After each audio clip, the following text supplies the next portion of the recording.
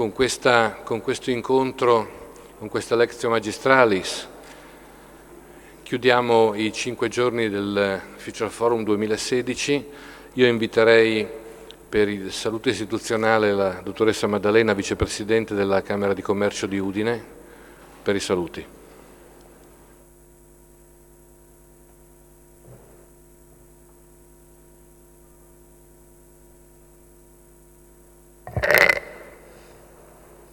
Buonasera a tutti, vi do il benvenuto a nome della Camera di Commercio e del Presidente Giovanni D'Apozzo a questo appuntamento conclusivo del FutureForum 2016, appuntamento conclusivo e attesissimo, ringrazio tutti per la presenza.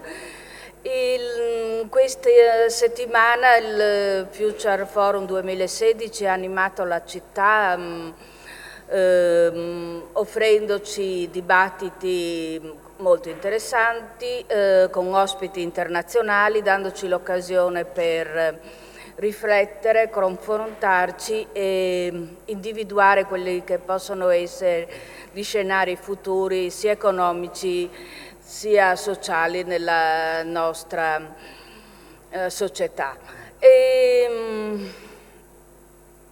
Non mi resta che augurarvi buon ascolto di questa Lectio Magistralis del filosofo Zygmunt Bauman. Buon ascolto.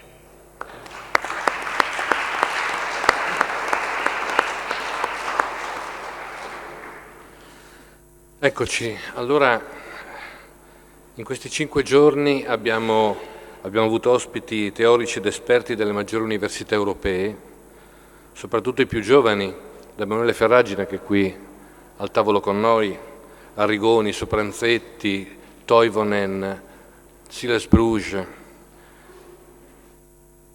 teorici di un'idea di economia, diciamo, priva di debiti con le strutture del Novecento.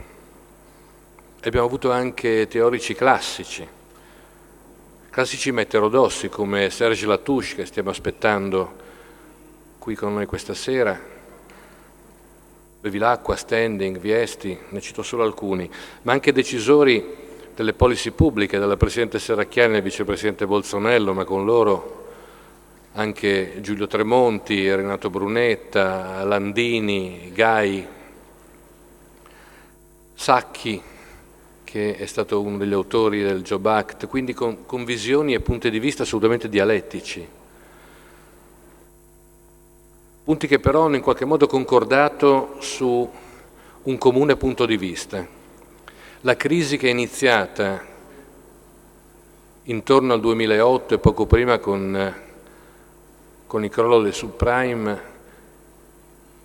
non è il problema di quello che Riccardo III definiva l'inverno del nostro scontento. Non è il problema, è il detonatore di una crisi che è iniziata molto prima. Probabilmente, ci diceva Giglioli, vice direttore dell'Espresso l'altro giorno, con la frase molto secca con cui Margaret Thatcher, quando inaugurò tutta la politica che siamo soliti definire neoliberista, affermò con sicurezza che non c'era alternativa a quel modello. Ma un modello è uno strumento e tutti gli strumenti hanno una relazione con il tempo per il quale sono stati scelti. E probabilmente quel tempo, che era un tempo iniziato a metà degli anni 70, si è profondamente modificato e chiede oggi degli strumenti diversi, dei modelli diversi.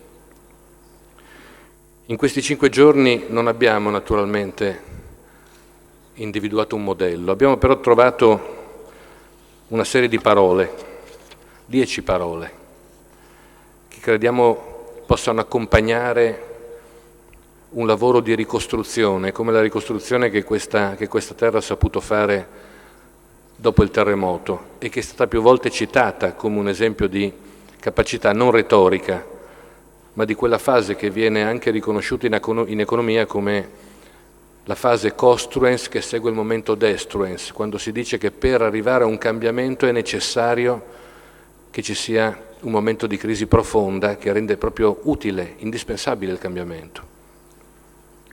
Le parole sono evoluzione, sia sociale che di sistema.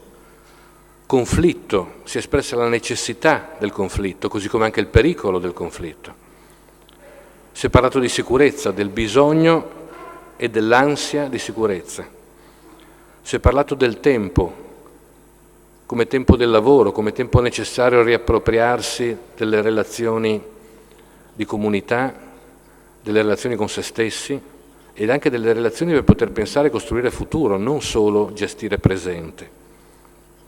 Si è parlato di rivoluzione, quella digitale, quella tecnologica, ma anche quelle di massa, quelle dei paesi emergenti. Si è parlato di accesso alla mobilità sociale, al lavoro, alle decisioni e da qui si è parlato quindi anche di partecipazione. Processi di partecipazione, partecipazione alle decisioni, partecipazione di impresa. Sono tutti termini che appartengono a quelli che il forecast definisce i segnali deboli che informano e segnano, anticipano qualcosa che sta per arrivare o chiede di imporsi. Abbiamo parlato naturalmente di uguaglianza e quindi di disuguaglianza, di neuguaglianza e di bisogno profondo di uguaglianza a tutte le latitudini, in un tempo che molti analisti, anche da punti di vista diversissimi tra loro, cito Giulio Tremonti ieri sera, ma cito anche Guy Standing qualche giorno fa, in un tempo che viene riportato rispetto alla disuguaglianza simile alla fine dell'Ottocento, quando la quantità di persone che erano in difficoltà erano la stragrande maggioranza rispetto a pochi in cui invece era concentrata la grandissima parte delle ricchezze. Si è parlato naturalmente di lavoro, quello formale, quello informale. Si è specificato come noi abbiamo una sola parola con cui definire questa categoria, il lavoro, dove invece in inglese ce ne sono due, labor e work. E si è parlato infine di luoghi, non più di territori, ma di luoghi, perché si considera il territorio un ambiente che non riesce a contemplare completamente anche la ricchezza delle persone e delle comunità che vivono.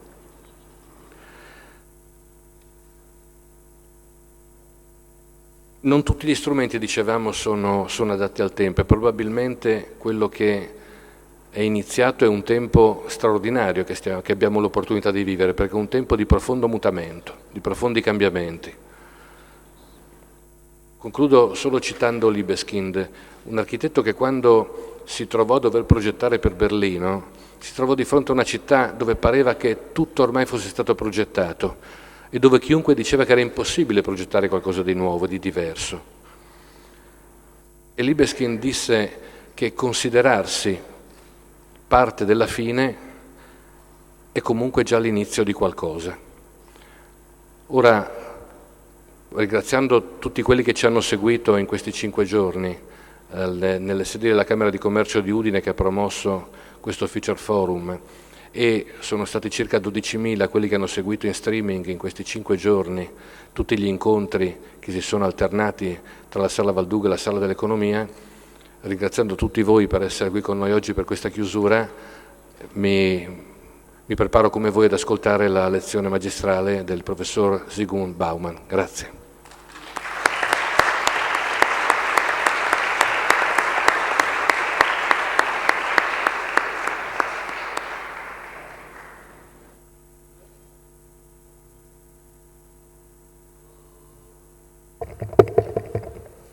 All right. Thank you very much, Mr. Chairman, for introducing.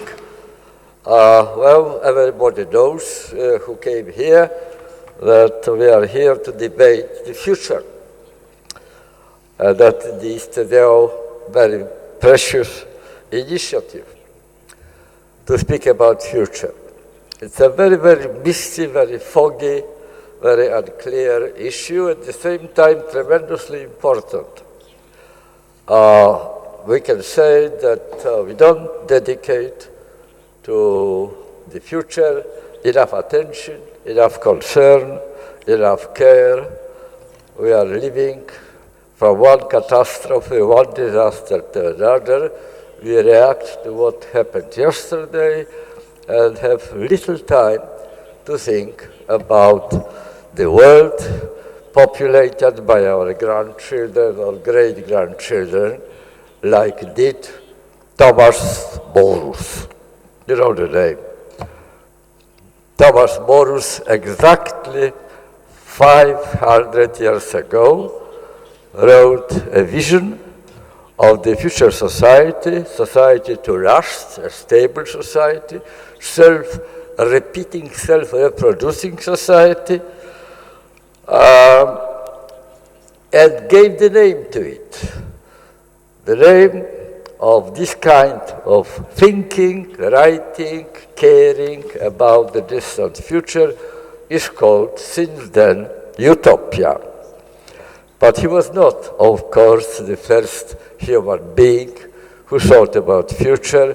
It is in our blood. It is a decision, not of our decision, not our decision, but decision of nature, which through evolution created the species called Homo sapiens as an aggregate of people living towards the future.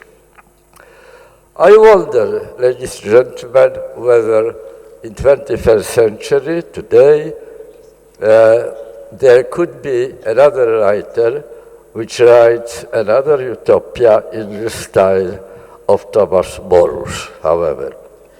Because what Thomas Morus did is to describe future human satisfaction, dignified life, but in terms of well-organized and just society. It was a total picture. He identified the pursuit of human happiness and dignified life with doing something about the way in which we share our life in one and the same society.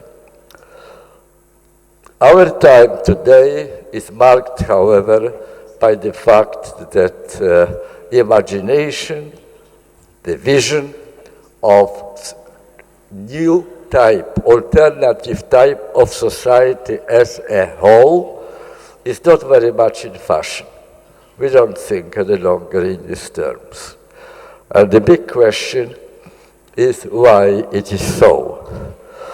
Well, there was a very, very profound, very perceptive observer of contemporary developments who was born not far from this place in Austria, lived in Austria over the border, and then he emigrated to America and spent most of his creative life there.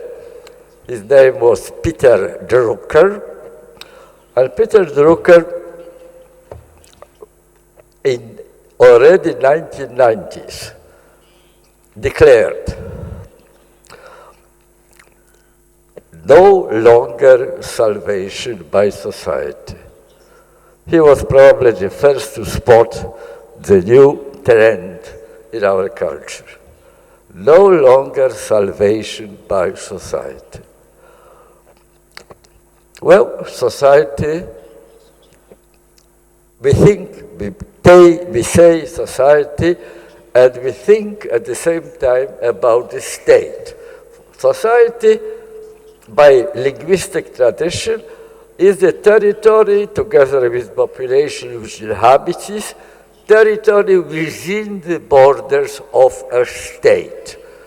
Society, there is Italian society, French society, German society, Spanish society, Polish society. If there is a state presiding and taking care of the law and order, of the way, of the mode of life inside these boundaries, we speak about population of the state society. for the very, very long time in human history, people thought about society as in a sense, personality, having its will, being able to change the way we live. Having all the instruments of collective action and the power, you know what it is, power. Power is ability to have things done. The state were once politically decided which things ought to be done, is at the same time able to do them. It is a sovereign state. It is a lord in its own realm. It can make to be done what is desirable by the politics of this same state. Now, then comes Peter Drucker and tells us no longer salvation by society. Translated into ordinary language, we would say, the state is no longer capable of delivering on its promises. It doesn't have enough power to do so. All states today, because of the new phenomenon, interdependence of the whole humanity, what we call, in abbreviation, globalization. We are all interdependent on each other. Under these conditions, the state is simply not capable to deliver on its promises. In our contemporary world, ladies and gentlemen, we have on the one hand powers which are emancipated from control of any territorial state taken apart, or even aggregate of territorial states. And on the other hand, we have politics run within the state as local, as confined to the territory as it was in 19th century. And therefore there is a discrepancy, a gap, hiatus, between power and politics.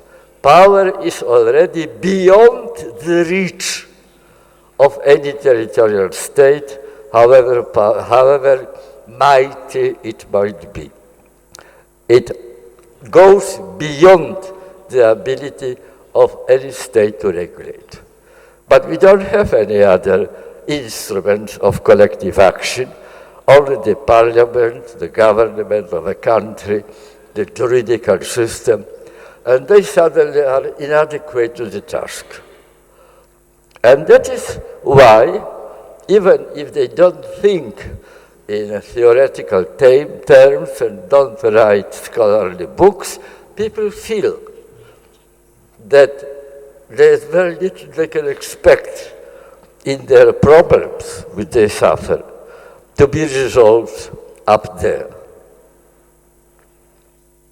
That is crisis of trust in the inherited political institutions.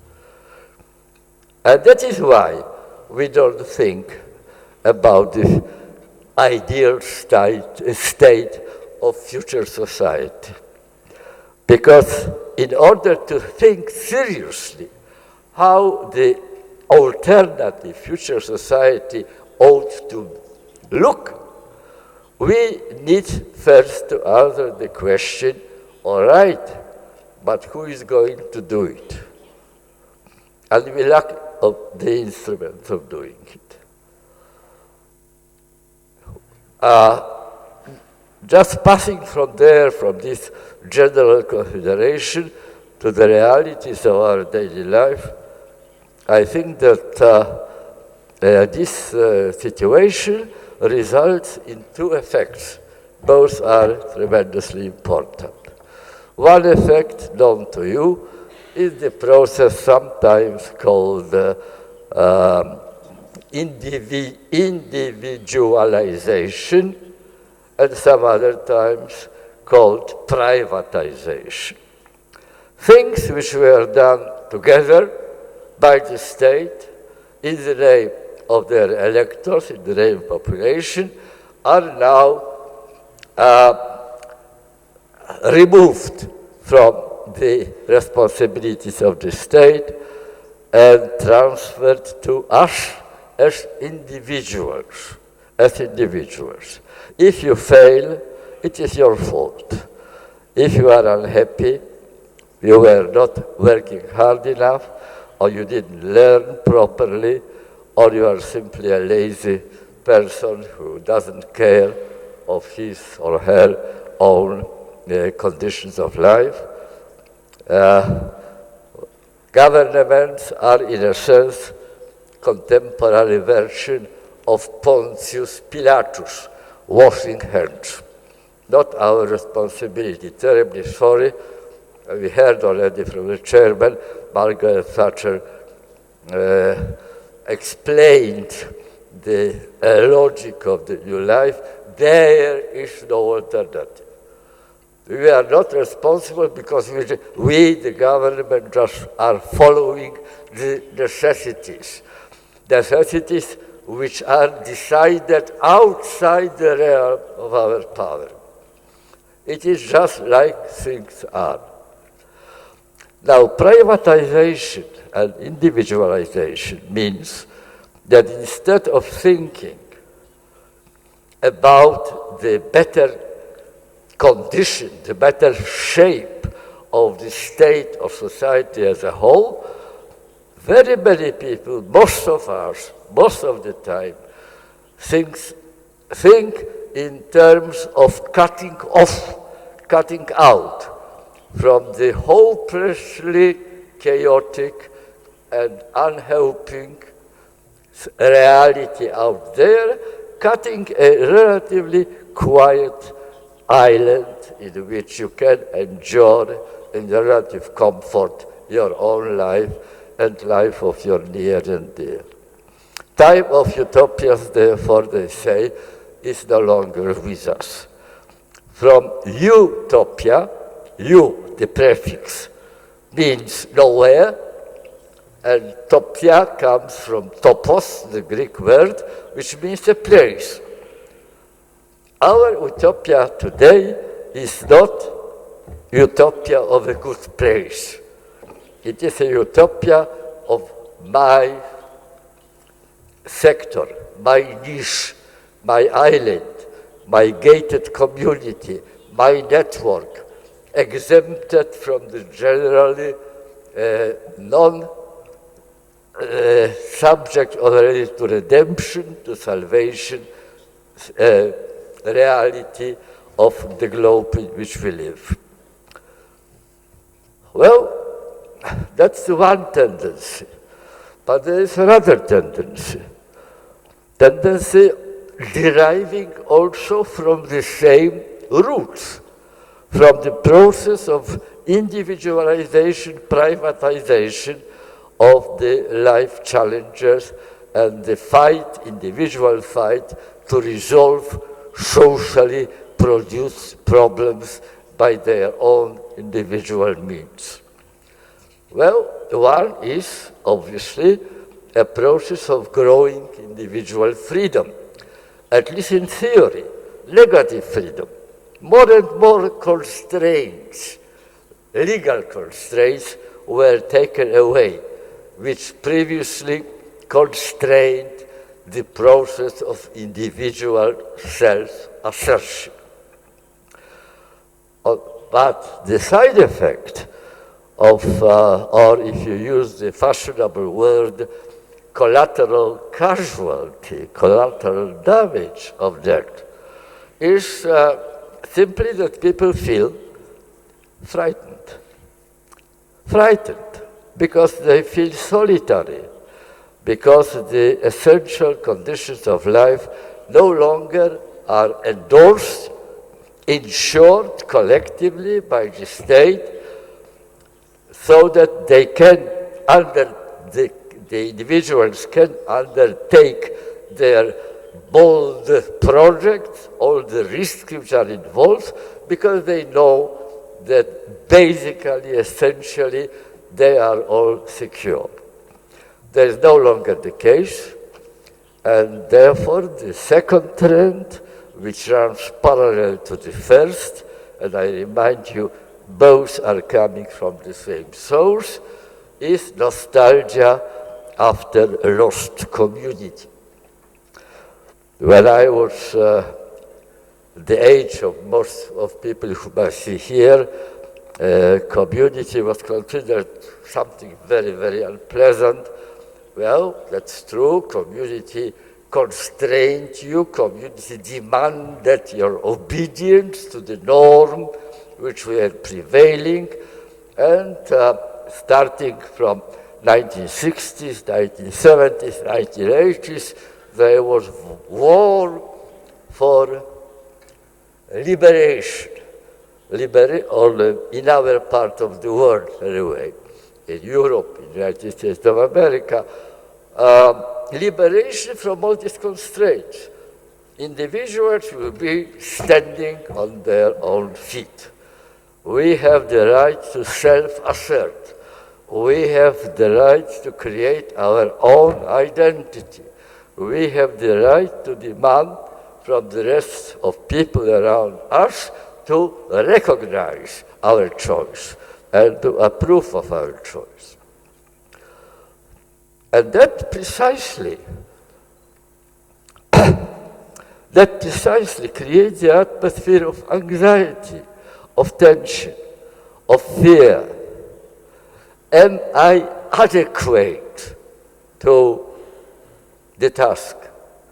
Am I good enough to resolve all those problems which are expected to be resolved by me personally? Am I able to do so? Hence, nostalgia for the lost community, and hence, parallel to individualization, runs another tendency towards fundamentalization. Fundamentalist movements today are thriving. They are gathering more and more supporters because they tempt them in the promise that if you put me in power, put us in power, we will make your life again tranquil, secure, safe, stable, predictable, transparent, as allegedly in the times of the domination of community it was. And very many people are tempted. If in times of the domination of the communal way of life, the fear of people was the fear of non-conformity. Non-conformity, I am not obedient enough to the recommended way of life, to the norms, to the rules which are pronounced from on high. Today, the major reason of being afraid is the fear of inadequacy. I won't be able to make it. I will be, by the same token, exiled, rejected, made redundant. I will be abandoned by other people. I will be left to stew in my own juice. Two tendencies in the same society. A very interesting point I would like to make now. There is a great French novelist, very controversial. Very many people are rebelling against what he is saying because he is saying very bitter things. Michel Houellebecq, the only person I know in history who wrote not one dystopia, but two dystopias. I suspect precisely because there are two trends, two tendencies in contemporary life, towards individual self-assertion, but also towards the shelter, relative shelter of community, submission to community. What are dystopias? Dystopias are opposites to what we celebrate in 2016, namely utopias. Dystopias perform two different functions.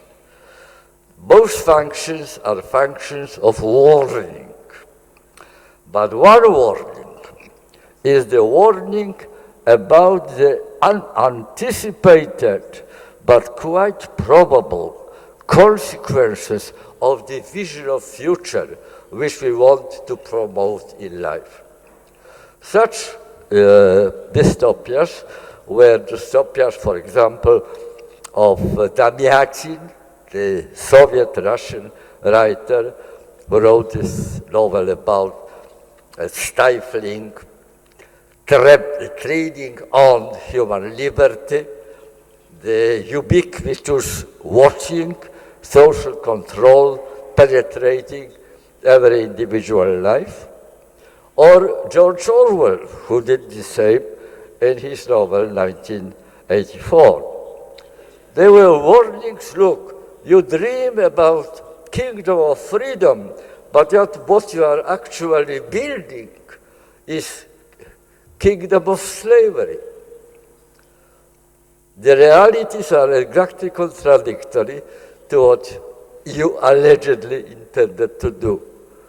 The means of enforcement you apply in order to make people free become, from means, they turn into the purposes, into the objectives.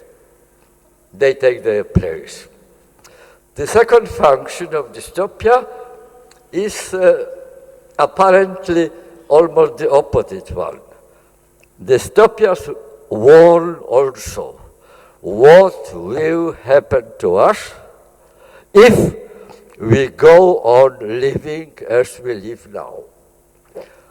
That is not warning about unanticipated consequences of utopias, but the warning about unanticipated consequences of our today's style of life.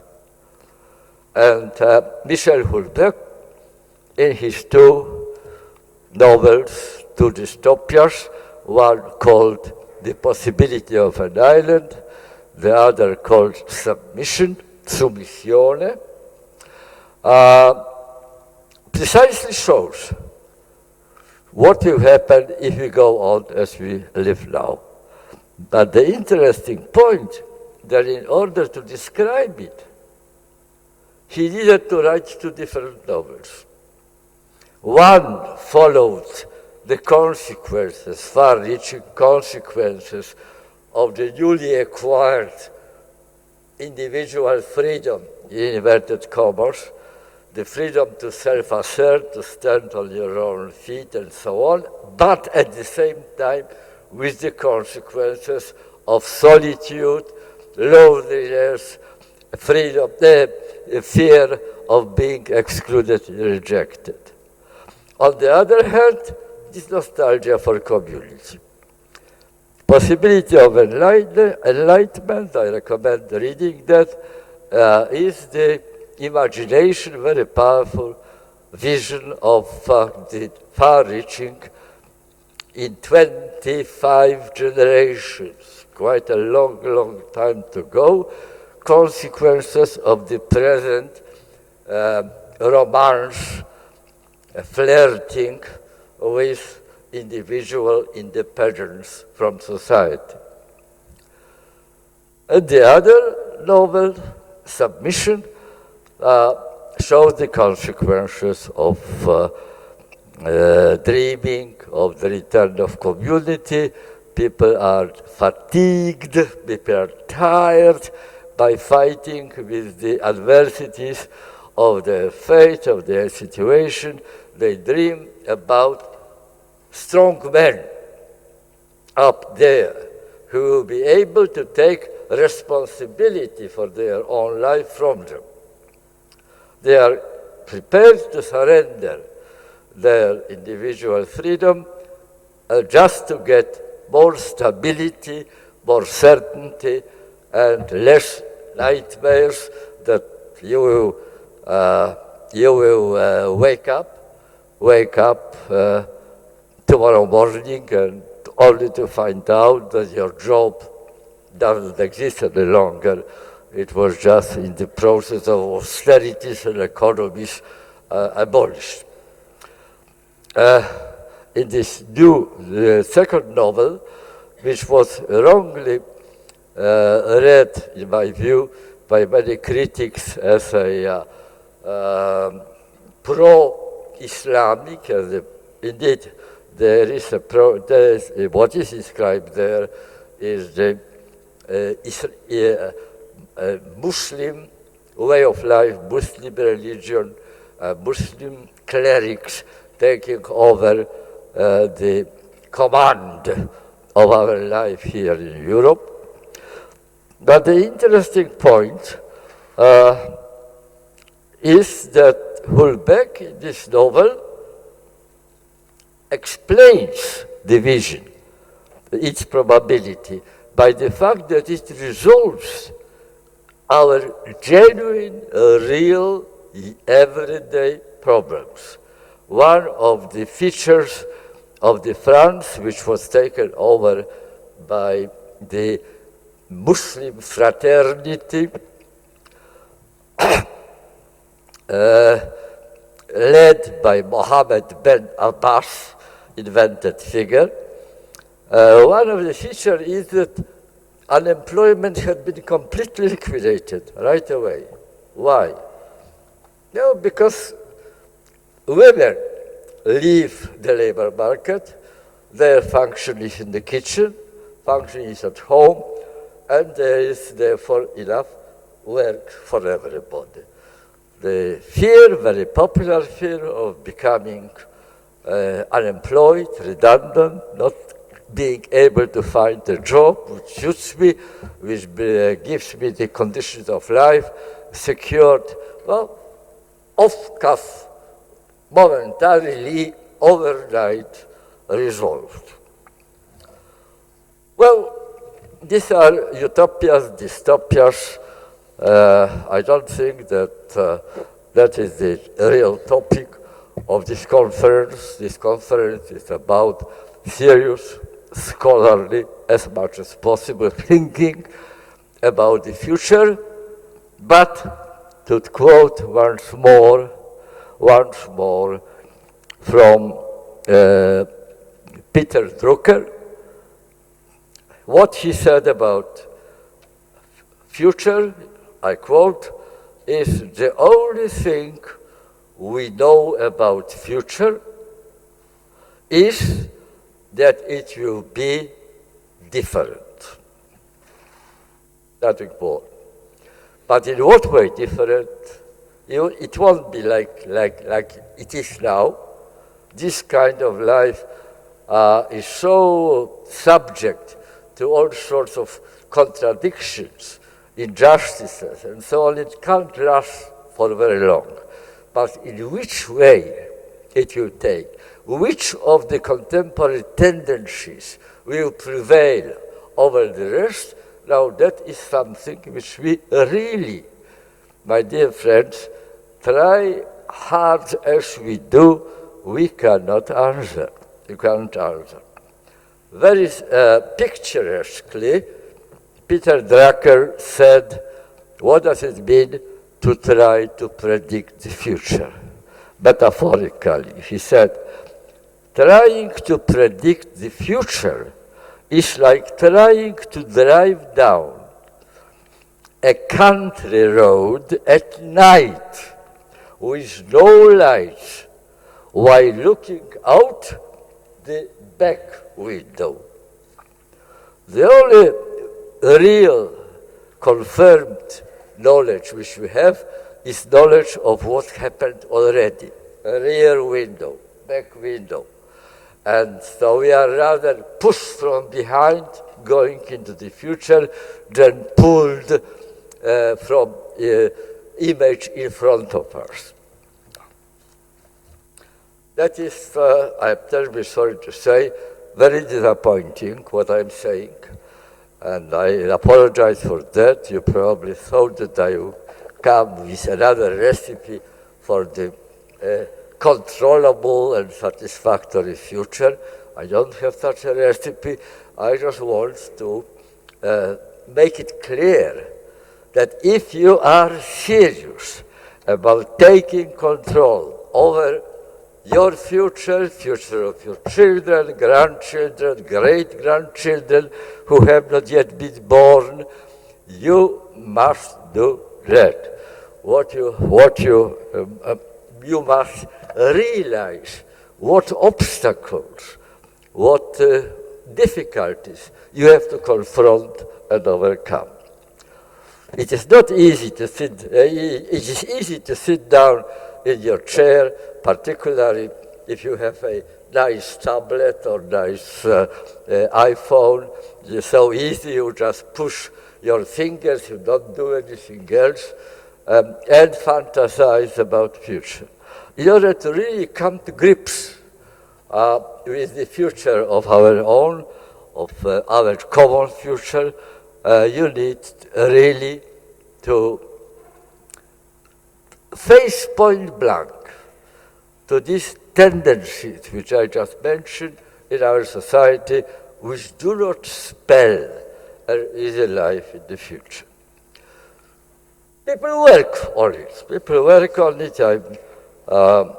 It is personal selection. I chose a few advice, a few predictions, few prognoses, which come from very learned, very serious scholars, as an example that you can still put on paper, you can still collect together a comprehensive picture of the, not of the shape of the future society, but of the procedure, the means, the tools which may bring this better society into life.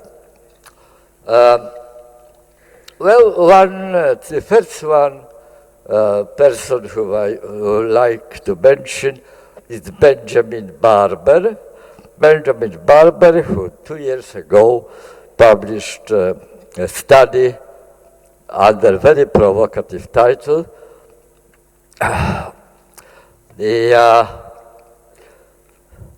if mayors, city mayors, rule the world,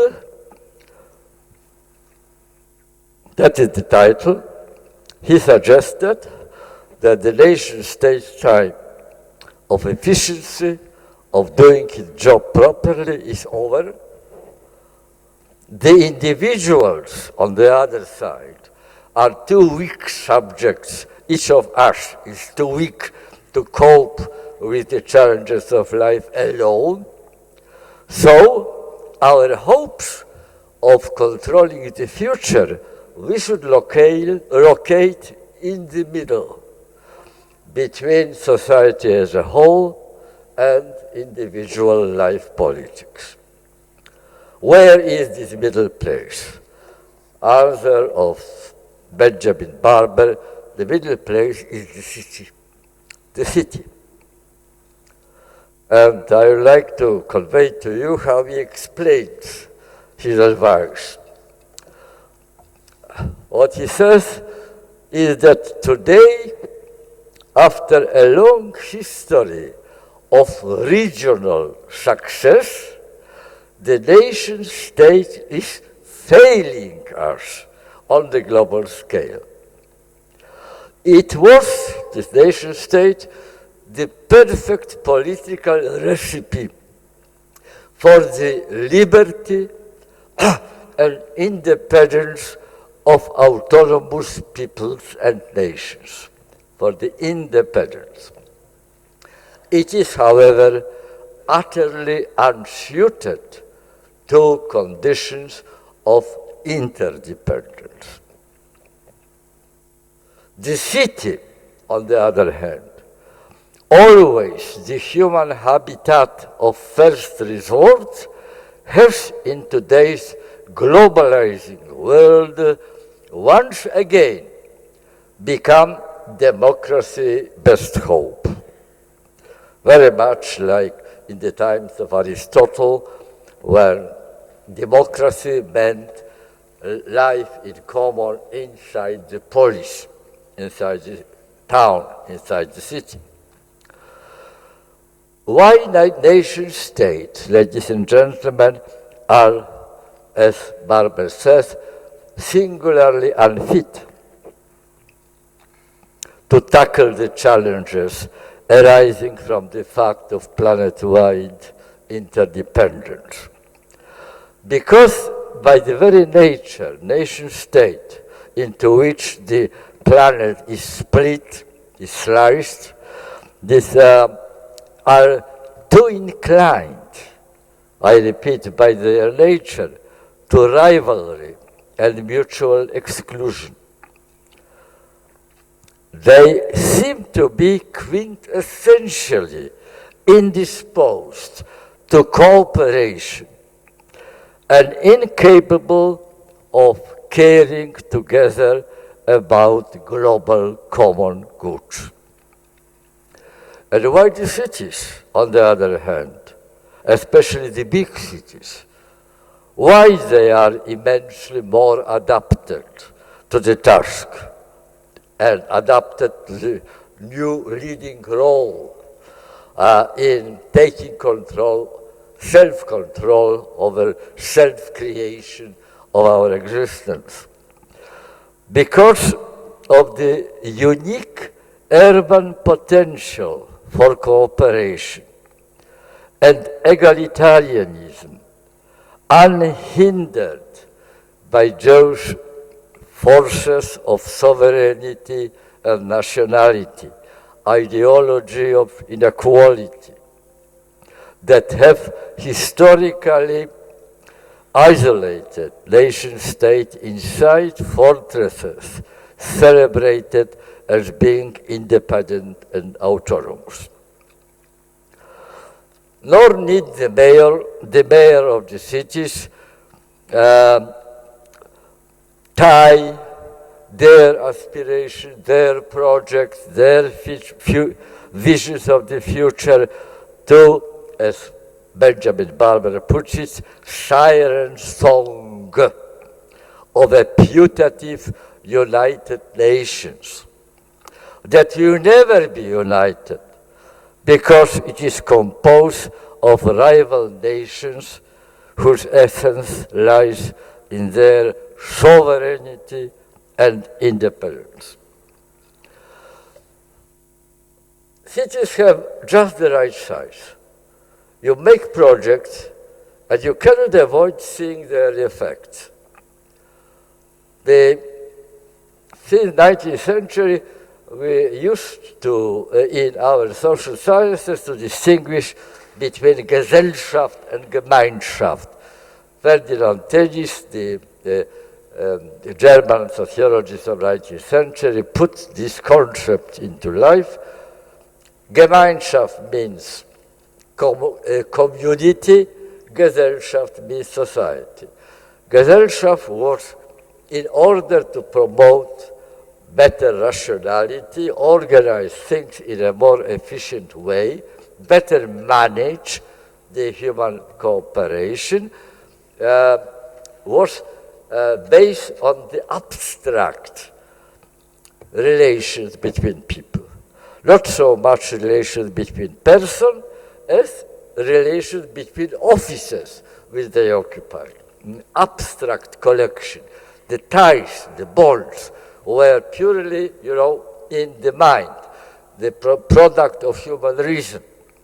Community, on the other hand, according to Tönnies, and this classification, this definition is still with us in social sciences, were warm emotional places. Warm emotional, personalized, person-to-person relationship. instinct of cooperation, or whatever you like, which is inbuilt in the members of community.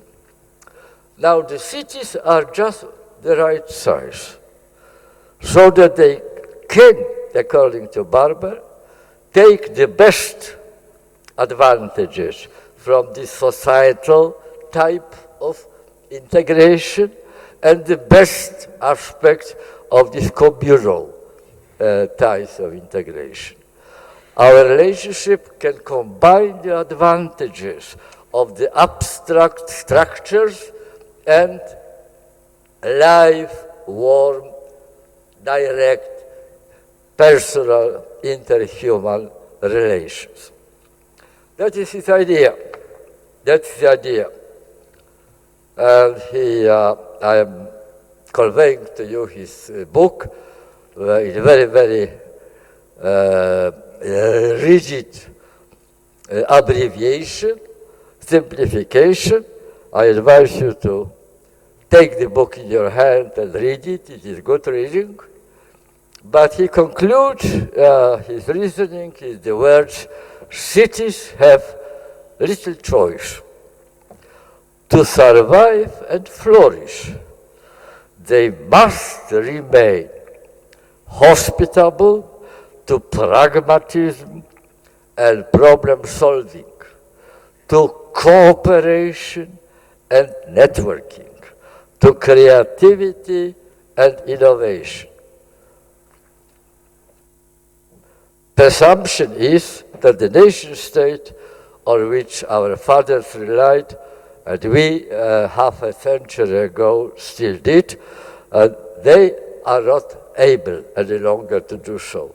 That task vital for taking future under our control requires that cities are the major engines of the change. That's one possible idea, but not the only one. Remember that in Barber's proposition, cities are not the solutions of our troubles, but he offers them as the best toolboxes available to produce best results in controlling our future. Well,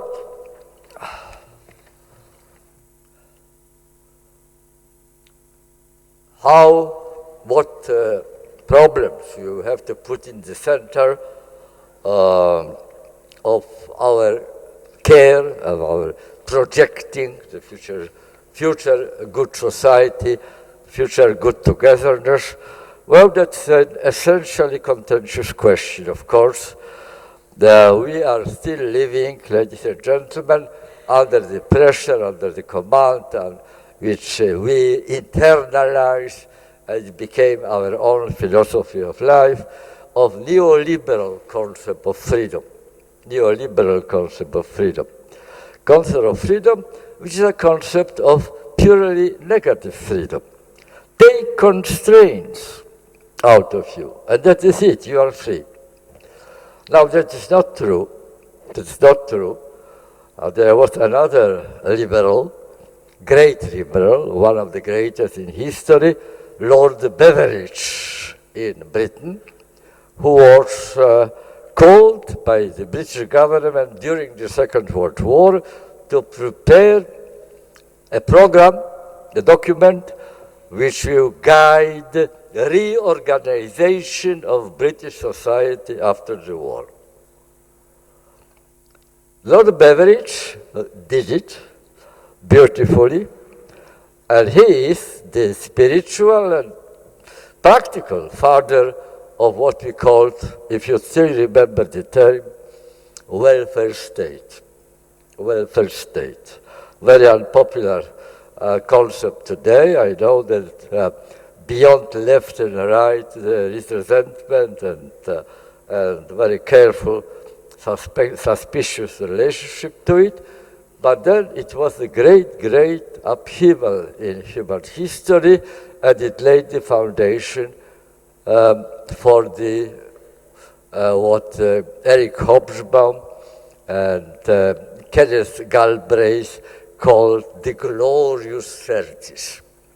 Glorious 30 years after the Second World War finished, when people, individuals, human creatures have been transformed into real citizens of their state, citizens of their society. They had to say their right to say what they want. Their sayings were listened carefully to by the government and responded in the proper way.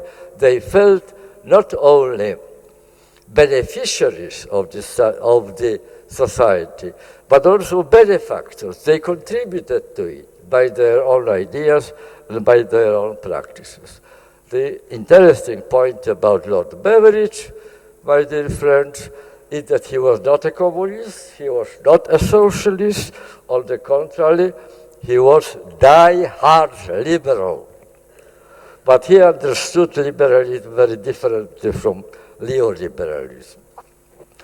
He believed that because liberalism is after freedom of every human individual, then every human individual needs conditions in which he or she can actually exercise this right to freedom. And one of these conditions is what could be called collective insurance by society. Collective insurance. You know that you can be courageous, you can be adventurous, you can do what really lies close to your heart. Why? Because you are protected from possibly disastrous consequences of your failure precisely by this insurance policy produced and signed by the state. So liberalism is not only removing restrictions, legal restrictions from your choices. Liberalism, a liberal concept of freedom, as Quentin Skinner, professor of Oxford, recently reminded us, is that to live in a condition of dependence, when you are unable to establish your own way of life. You are dependent on what people offer you in the matter of charity or whatever. To live in a condition of dependence is in itself a source and the form of powerful constraints upon human freedom. To be free, you need this essential condition to be met. Do we develop in this direction? There is one person, one scholar, Jeremy Rifkin, who thinks that we are. He wrote a book recently published under the title The Zero Marginal Cost Society. Zero Marginal Cost Society.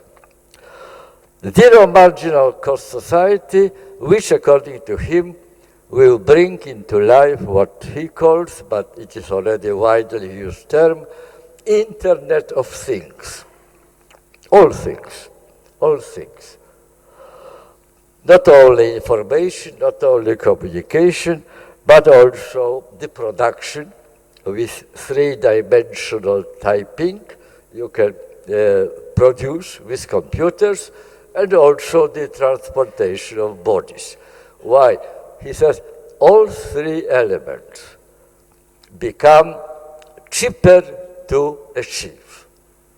The costs of communication are already falling almost to zero. Without any cost, you can get access to virtually all information available in the world, apart, of course, of very important part of information which is declared top secret, and then people like Snowden or Assange, which actually leaked them, are made into criminals, but all the other things are relatively free to get. Energy, so Rifkin says, very soon will be very, very cheap. We are not paying wind, we are not paying the sun, we are not paying the sea waves for energy which they can supply to us. And we developing the ways, the methods, the instruments of catching energy from sun, from wind, from sea waves, we will make it virtually available in infinite quantity to satisfy all our needs. Well, production. He is very optimistic about the future of three-dimensional printing. I don't know whether you ever tried. To me, I am old-fashioned man and too old to accept novelties.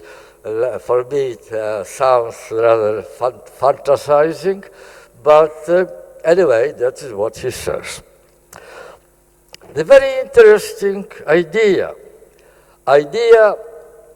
of overcoming the contradiction between capitalism and socialism, and replace both of them with one system of living, namely collaborationism. Collaborationism. He speaks already about the commons.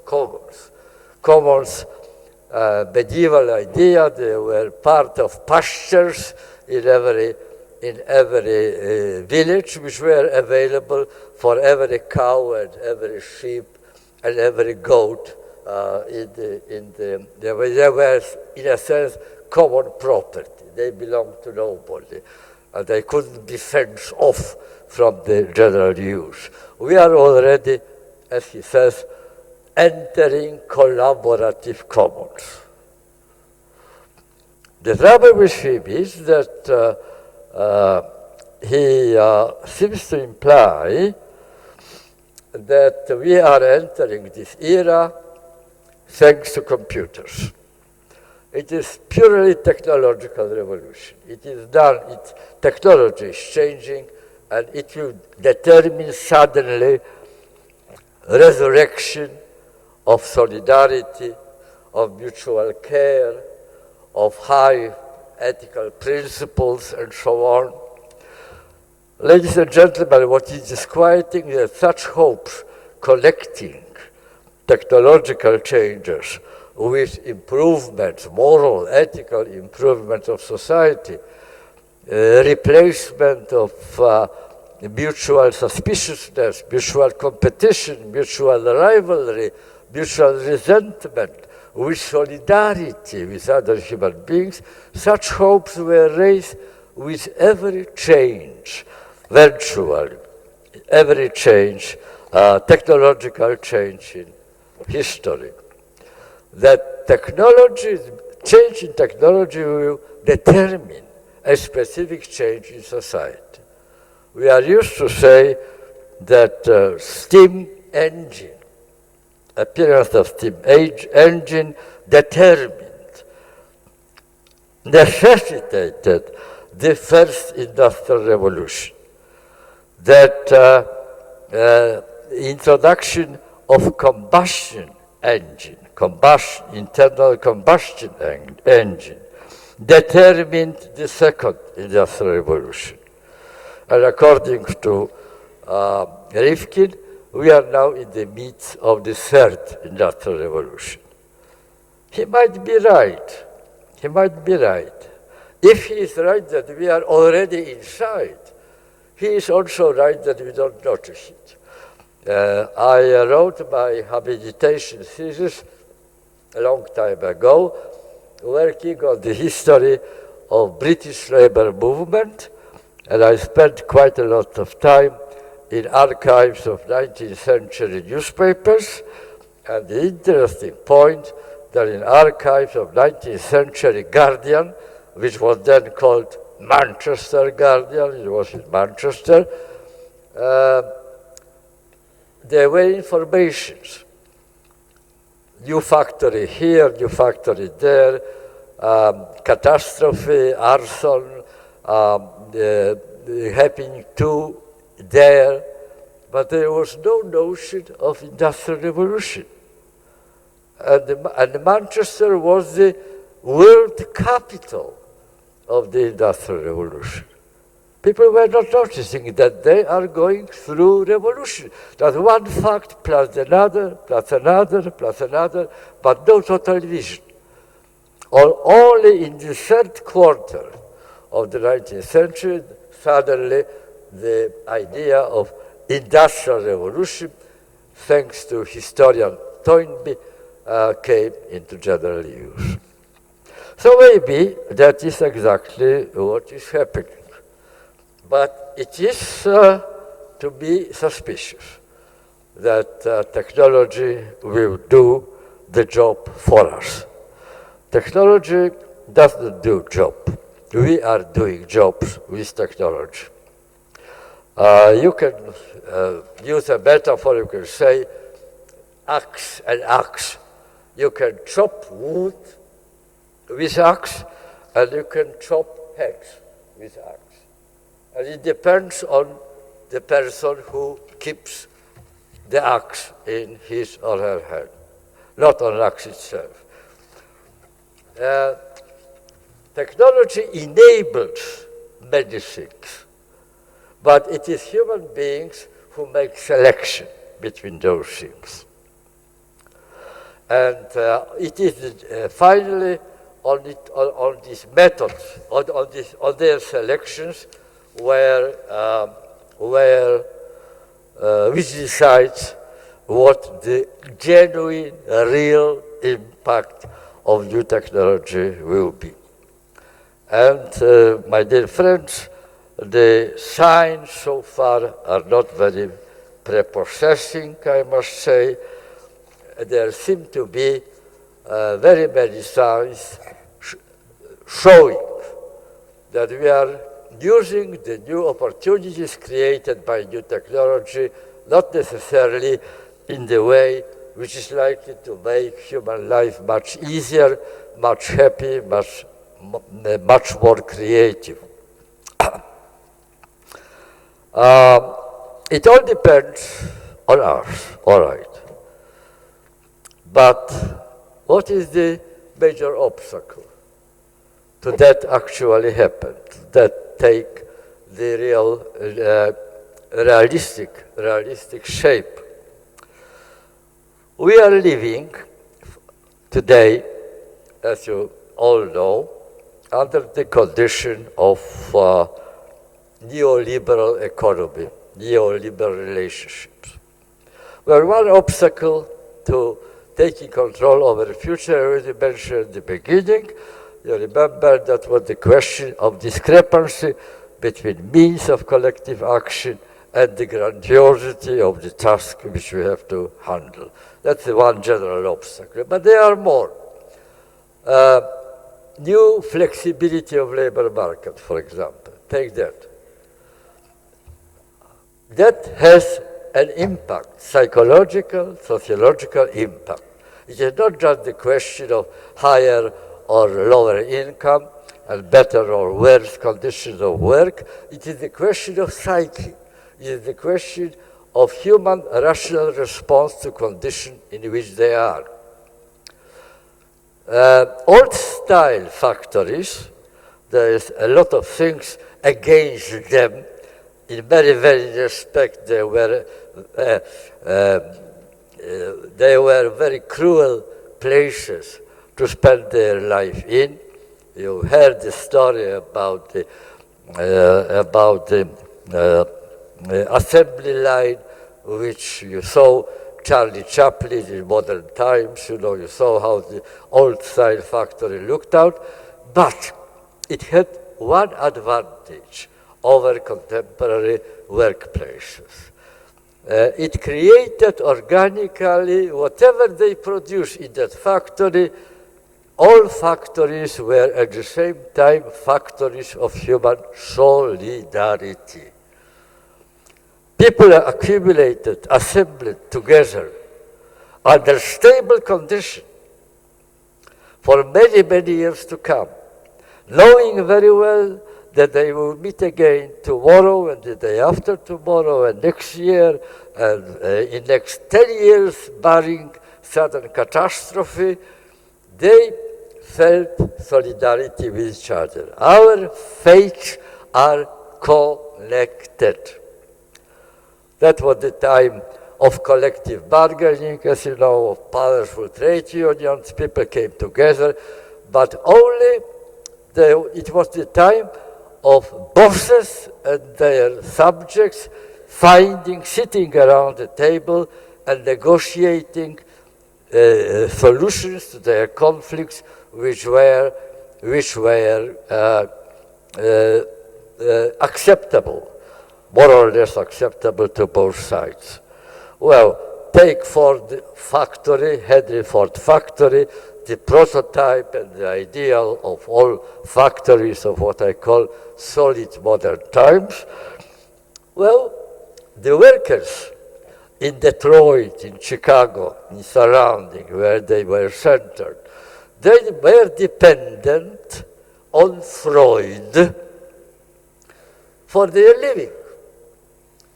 But at the same time, Ford,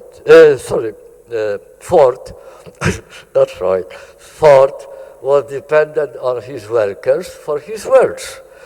It was mutual dependency, recognized by both sides.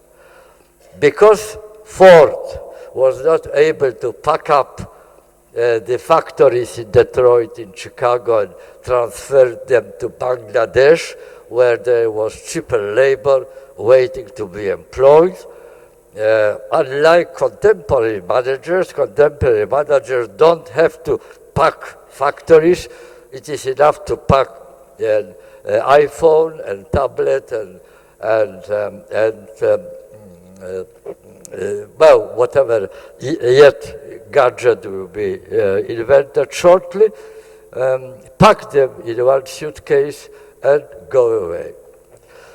The mutual dependency, which was the basis of solidarity, long-term vision, we are doomed to each other company. So better let us negotiate a mutually profitable, mutually endurable way of life. Now, that mutual dependency has been unilaterally broken. Capital is no longer dependent on local labor. There are so many other choices around the world. Investment, you can invest as well in a factory in Udine, in a factory in Malaysia, with the same difficulty actually, or without any difficulty, just by operating your computer. That's an entirely new situation, because this liberation from local constraints is the achievement of only one side, of the bosses, of the directors, of the general directors, not the local labor. Local labor can be only abandoned. Local labor has no freedom of movement.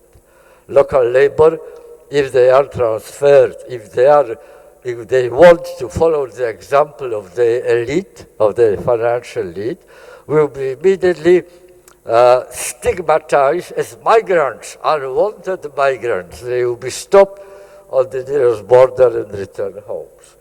So instead of factory of solidarity, you have, first of all, rapidly growing all over the world inequality of income, You probably heard about that many times. I don't want to repeat it. We are not any longer speaking about conflict between classes. We are rather closer to the truth, speaking about 1% of the immensely rich and 99% of the rest, including the once proud and self-confident middle classes, which were now transformed into what is called, in contemporary language, precariat, people which are characterized by the uncertainty, insecurity of their social position. Under these conditions of uncertainty, under these conditions of uneven, unpredictable next day, immediate future, this perspective, long-term perspective, we will be meeting again and again, vanishes, disappears. Not solidarity under this condition is promoted. On the contrary, the contemporary workplaces, and I mean all places, not only industrial factories, but also offices, the trade institutions, universities, virtually every kind of workplaces are not factories of solidarity. They are factories of mutual suspicion and competition.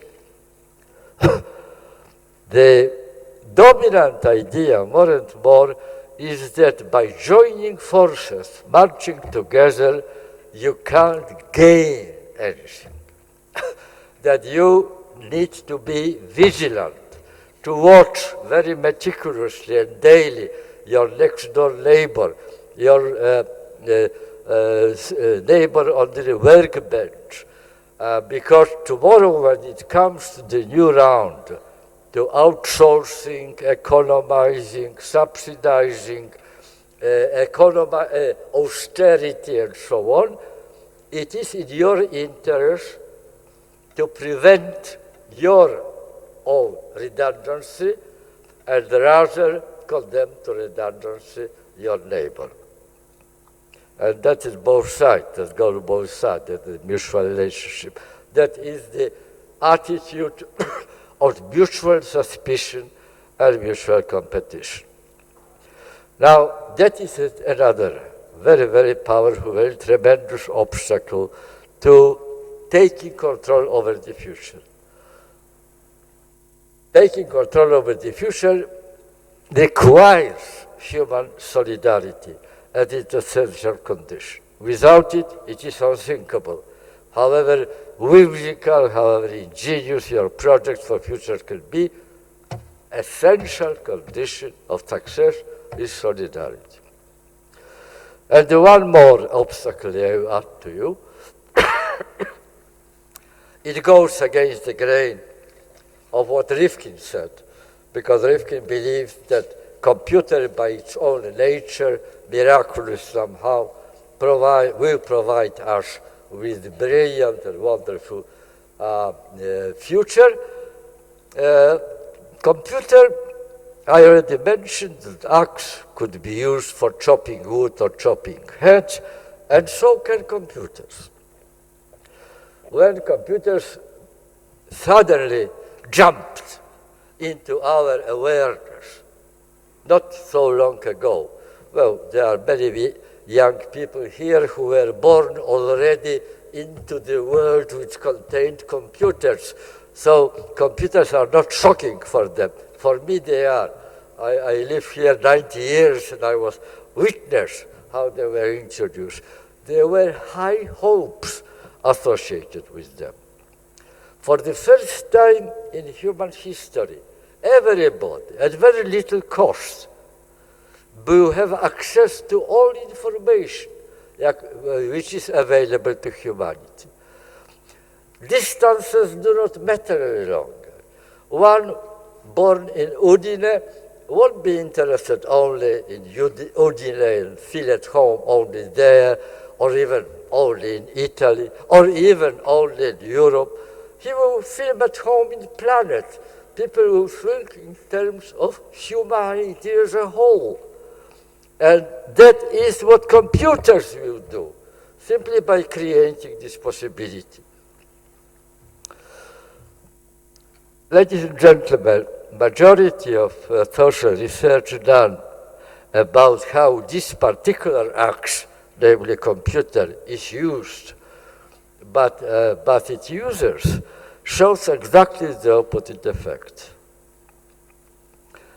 The following effect.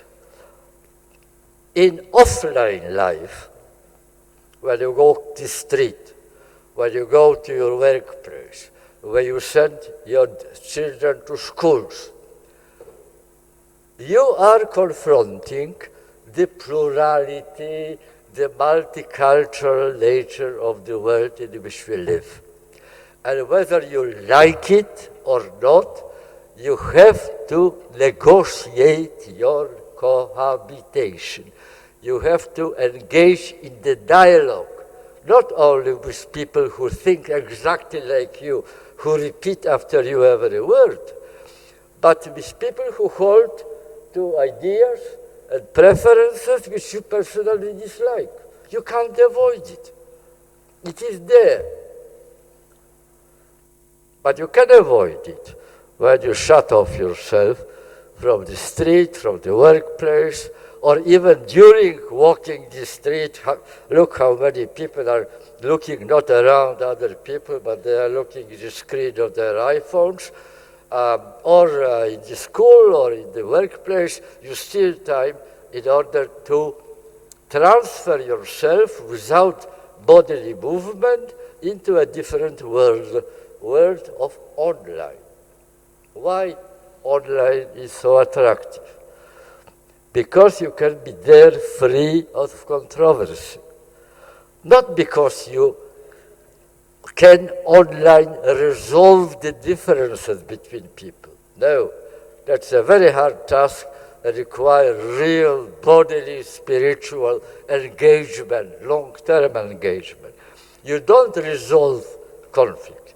You only sweep them under the carpet by switching off, by deleting from your network of friends, so-called, people who you dislike because they disagree with you, because they are not gentle and not submissive to whatever you are saying. That is childishly easy to eliminate online the presence of people unprepossessing, undesirable to you. Childishly easy, not by using weapons, not by using even your legs. You are just using your fingers. And don't rise from your chair. And this temptation is taken by very many people. At the moment, places, so-called social websites, according to research, more divide than unite. It is very easy to surround yourself by invisible frontier, by a border which is protected against intruders, and as I said, without necessity of firing a gun, just using your fingers. It gives you more tranquil life, one idea life, one choice life. But that is at the same time a recipe for falling, disappearing the art which is the key to a better future. Act of dialogue, talking to each other, communicating with each other. I always repeat, well, not always, but for last years, as an example, what is meant by that, what the example given to all of us by Papa Francesco. I wonder whether you still remember the first interview which Papa Francesco gave after being elected the Pope was given to whom? you don't remember, to Signor Scalfari.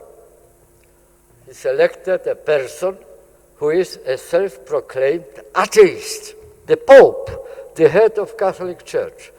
He selected to give first interview to engage in a dialogue with person on the other side of the spectrum.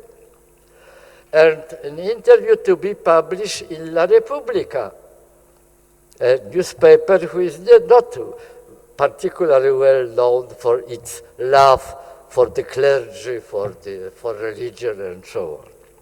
That was an example. Look, if you really want unity, solidarity, happy, joint life, better society, and so on, you have to master tremendously difficult art. Master the art of living with people who think and act differently than you do. Without that, there is no hope. Thank you.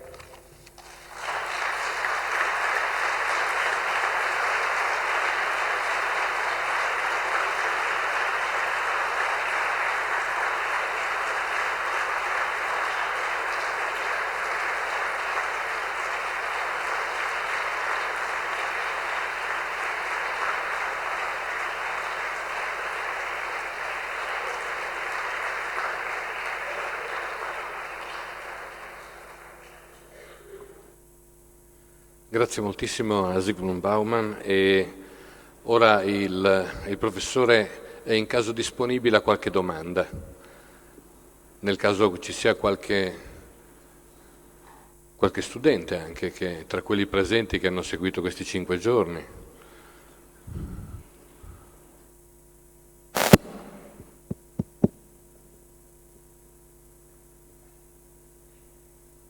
Altrimenti intanto proporrò a Emanuele Ferragina, che ha condotto con noi questo FutureForum, di rivolgere lui una domanda al professore. It's a complex task. There could be many things that could be asked to Professor Bauman. I think probably... It's better Italian for you. It's better Italian because he's translating in this. Oh, shall I speak? Devo parlare in italiano? Ok. Loro traducono. I was speaking in English. So maybe if you get this out. Oh. Devo fare in italiano? Parla in italiano. Oh yeah, I'll go to the question. I just wonder, how do you think we can build? Yeah. Do I speak to the translator? If you could translate English speeches also through my headphones, because I am already there. Ok. La mia domanda è molto, molto semplice. La parte che più mi è interessata della relazione del professor Bauman è stato il momento in cui si è parlato di solidarietà. Solidarietà in una società sempre più disgregata. Vorrei chiedere al professor Bauman se secondo lui ci sono dei modi o delle possibilità per vedere una società nella quale valori di bene comune e solidarietà possano tornare protagonisti in un mondo che è stato dominato per troppo tempo dal neoliberismo.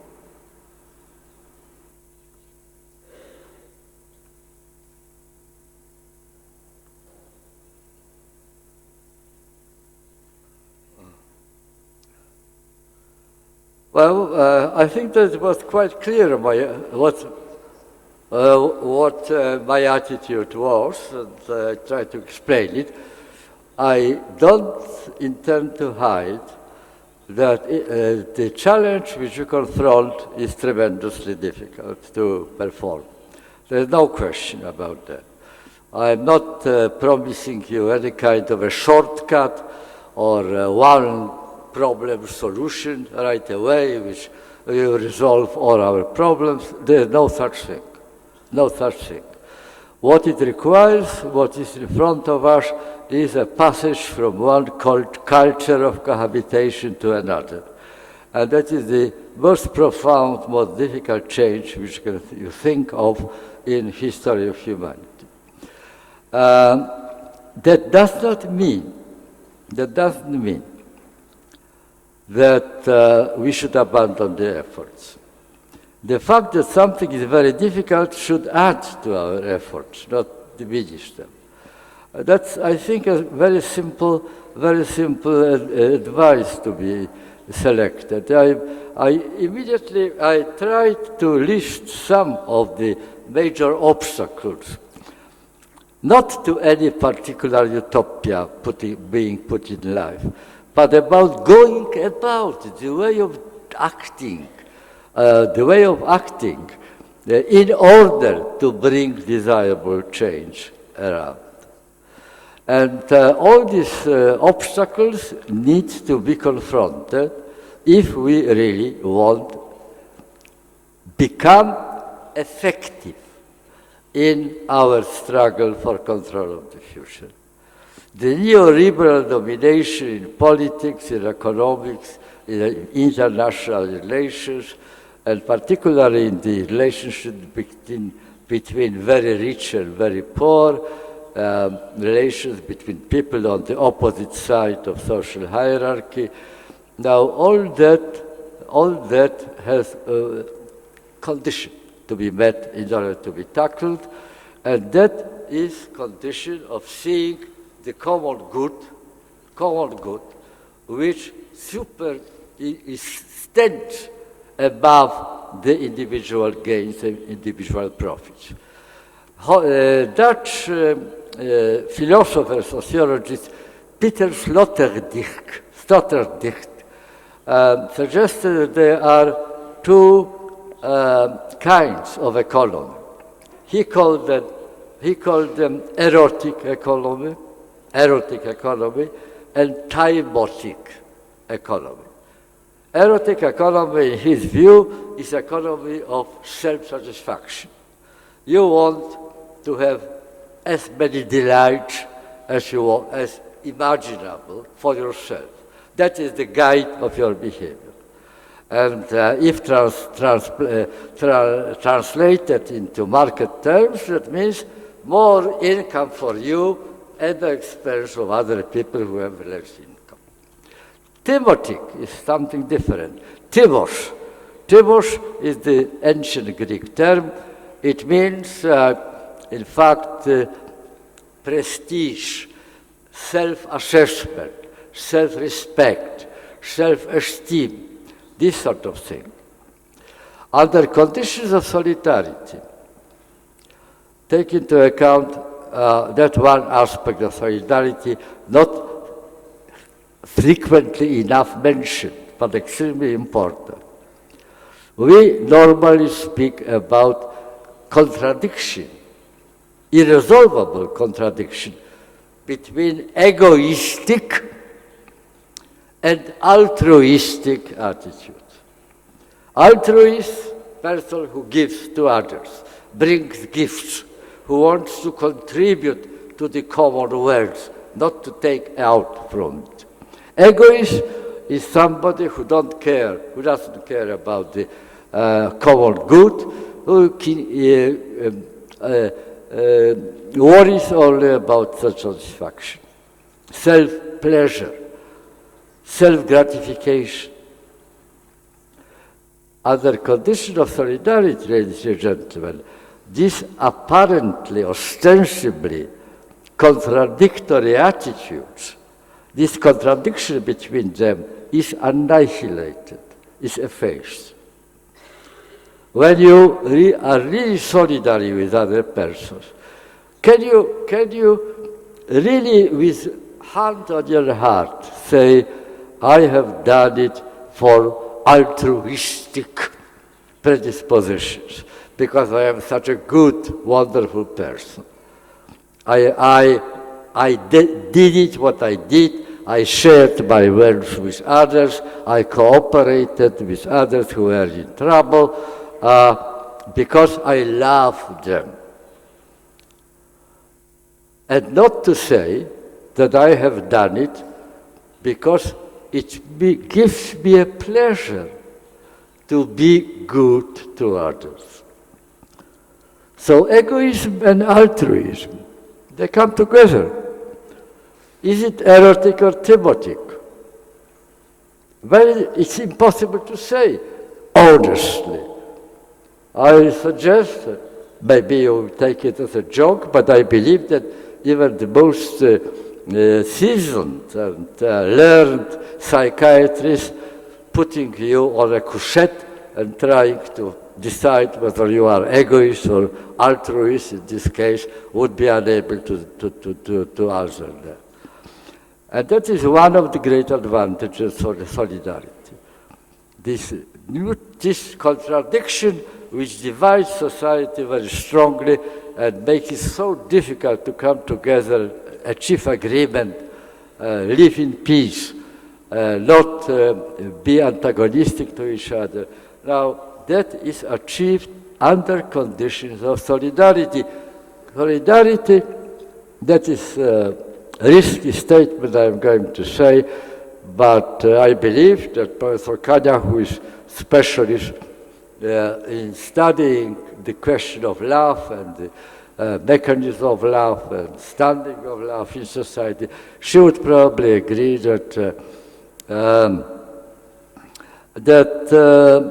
solidarity is love projected on the big screen of society.